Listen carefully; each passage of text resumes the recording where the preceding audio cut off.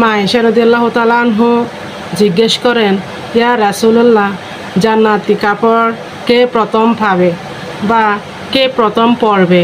নবী বলেন, আয়েশা, সর্বপ্রথম জান্নাতি পোশাক আমি রাসূলুল্লাহ পাব, কিন্তু আমি নবী পরব না। সর্বপ্রথম ইব্রাহিম খলিলুল্লাহকে জান্নাতি পোশাক সর্বপ্রথম পরানো হবে। নবী বললেন, কেন তা জানো? ইব্রাহিম নবীকে নমরুদের আগুনে যখন ফেলে দেওয়া হয়েছিল, দুনিয়ার সব ছেড়ে দিয়েছিল, ঘর ছেড়ে দিয়েছিল, সম্পদ ছেড়ে দিয়েছিল, মা বাবা ছেড়ে দিয়েছিল, এমনকি গায়ের জামাও যখন খুলে নেয়, ইব্রাহিম বলে, গায়ের জামা ছেড়ে দিতে পারি, কিন্তু আমার আসমানের মালিককে আমি ছেড়ে দিব না বা ছেড়ে দিতে পারবো না। সুবহানাল্লাহ। ওই দিন ইব্রাহিম নবীর সাথে আল্লাহ তাআলা অঙ্গীকার করেছিলেন, ইব্রাহিম, আজকে সবার সামনে তোমাকে কাপড় খুলে উলঙ্গ করে দেওয়া হয়েছে, লজ্জায় ফেলে দিয়েছে, তারপরও তুমি আমাকে ছাড়ো নাই।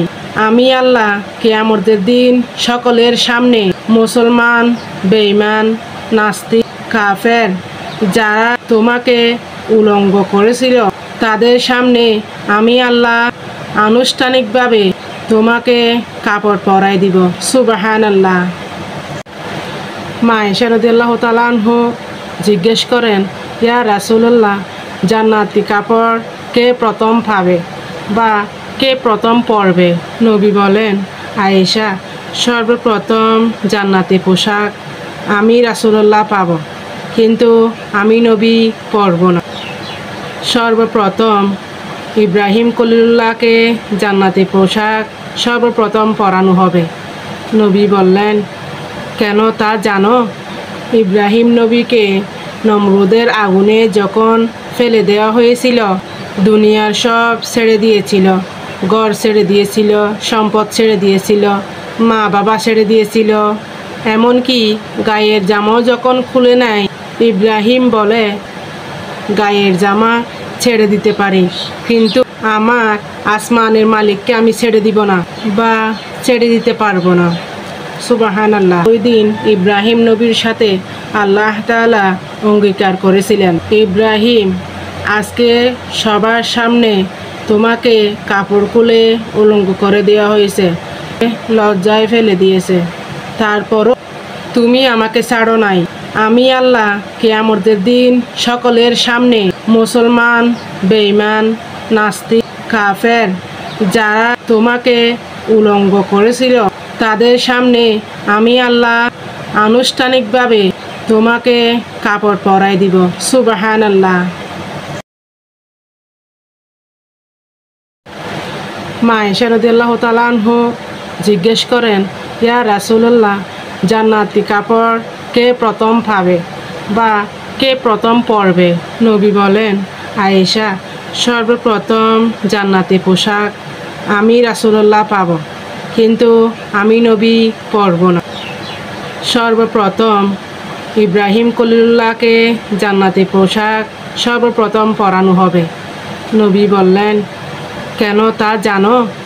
ইব্রাহিম নবীকে নমরুদের আগুনে যখন ফেলে দেওয়া হয়েছিল, দুনিয়ার সব ছেড়ে দিয়েছিল, ঘর ছেড়ে দিয়েছিল, সম্পদ ছেড়ে দিয়েছিল, মা বাবা ছেড়ে দিয়েছিল, এমনকি গায়ের জামাও যখন খুলে নেয়, ইব্রাহিম বলে, গায়ের জামা ছেড়ে দিতে পারি, কিন্তু আমার আসমানের মালিককে আমি ছেড়ে দিব না বা ছেড়ে দিতে পারবো না। সুবহানাল্লাহ। ওই দিন ইব্রাহিম নবীর সাথে আল্লাহ তাআলা অঙ্গীকার করেছিলেন, ইব্রাহিম, আজকে সবার সামনে তোমাকে কাপড় খুলে উলঙ্গ করে দেওয়া হয়েছে, লজ্জায় ফেলে দিয়েছে, তারপরও তুমি আমাকে ছাড়ো নাই। আমি আল্লাহ কিয়ামতের দিন সকলের সামনে মুসলমান, বেঈমান, নাস্তিক, কাফের যারা তোমাকে উলঙ্গ করেছিল তাদের সামনে আমি আল্লাহ আনুষ্ঠানিকভাবে তোমাকে কাপড় পরাই দিব। সুবহানাল্লাহ। মা আয়েশা রাদিয়াল্লাহু তাআলা আনহু জিজ্ঞেস করেন, ইয়া রাসূলুল্লাহ, জান্নাতি কাপড় কে প্রথম পাবে বা কে প্রথম পরবে? নবী বলেন, আয়েশা, সর্বপ্রথম জান্নাতি পোশাক আমি রাসূলুল্লাহ পাব, কিন্তু আমি নবী পরব না। সর্বপ্রথম ইব্রাহিম খলিলুল্লাহকে জান্নাতি পোশাক সর্বপ্রথম পরানো হবে। নবী বললেন, কেন তা জানো?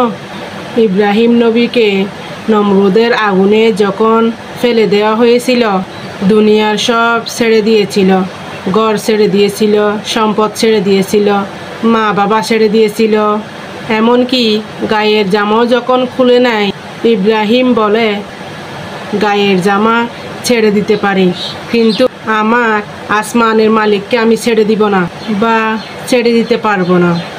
সুবহানাল্লাহ। ওই দিন ইব্রাহিম নবীর সাথে আল্লাহ তাআলা অঙ্গীকার করেছিলেন, ইব্রাহিম, আজকে সবার সামনে তোমাকে কাপড় খুলে উলঙ্গ করে দেওয়া হয়েছে, লজ্জায় ফেলে দিয়েছে, তারপরও তুমি আমাকে ছাড়ো নাই।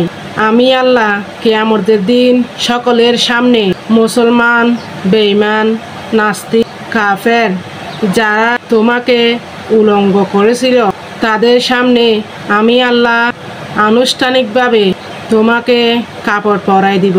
সুবহানাল্লাহ।